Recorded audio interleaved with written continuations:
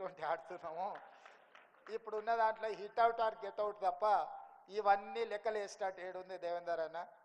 పాతకాలంలో టెస్ట్ మ్యాచ్లకు ఆడిర్రు జయపాల్ రెడ్డి గారు, పివి నరసింహారావు గారు, మరి చెన్నారెడ్డి గారు. ఆ తర్వాతి తరం మీరు వన్డేలు ఆడినరు అన్న. ఇప్పుడు మేము 2020 ఆడుతున్నాము.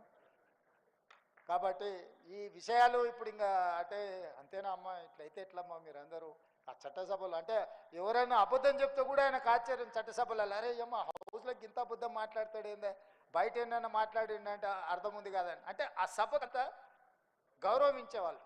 వారి ఉపన్యాసం పాతది మీరు ఎప్పుడైనా వినండి. సెటైర్ ఉంటుంది, సర్కాజం ఉంటుంది, హ్యూమర్ ఉంటుంది, కంటెంట్ ఉంటుంది.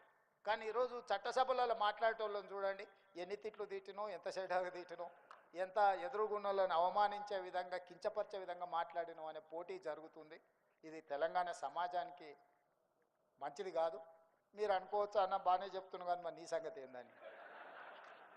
నేను మీ అందరికి చేసే విజ్ఞప్తి ఏంటంటే ఆటనే అట్లున్నది, అట్లా ఆడకపోతే నేను అవుట్ అవ్వాల్సి వస్తుంది.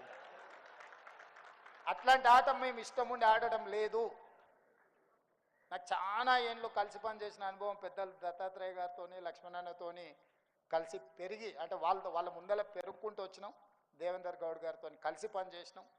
ఆనాడు ఉన్న రాజకీయాలు లేకపోతే విధానాలు, ఒక ఆర్గనైజేషన్ కమిట్మెంట్స్ ఇవన్నీ డిఫరెంట్ లెవెల్లో ఉండే. ఈరోజు ఉన్న పరిస్థితి ఇట్లా తయారయ్యింది.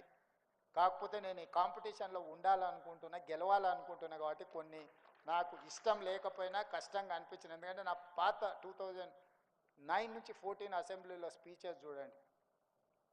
మొట్టమొదటి బడ్జెట్ రాజశేఖర రెడ్డి గారు ప్రవేశపెట్టినప్పుడు చంద్రబాబు నాయుడు గారి తర్వాత నేనే ఇనిషియేట్ చేసిన బడ్జెట్ డిస్కషన్ని.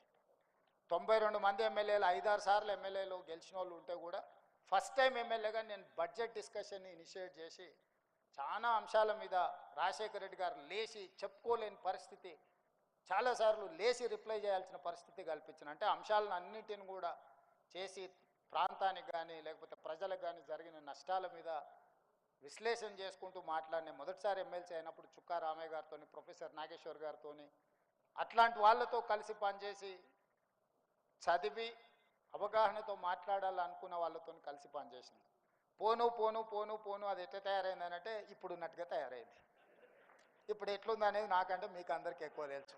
చిన్నపిల్లలు టీవీ ఎందుకు చూస్తావురా, ఛానల్ మార్చుండ్రు రాజకీయ నాయకులు వస్తానే పరిస్థితి తెలంగాణ రాజకీయాలలో దాపురించింది. ఇది ఎక్కడో ఒక దగ్గర మార్పుకు మనం పునాది వెయ్యాలి. ఎక్కడో ఒక దగ్గర అలాంటి వాళ్ళను ఎక్కడో ఒక దగ్గర నిలువరించడానికి ప్రయత్నం చేయాలి. ఏది ఏమైనా తెలంగాణలో విలువలతో కూడుకున్న ప్రజా సమస్యల మీద పోరాటం చేసి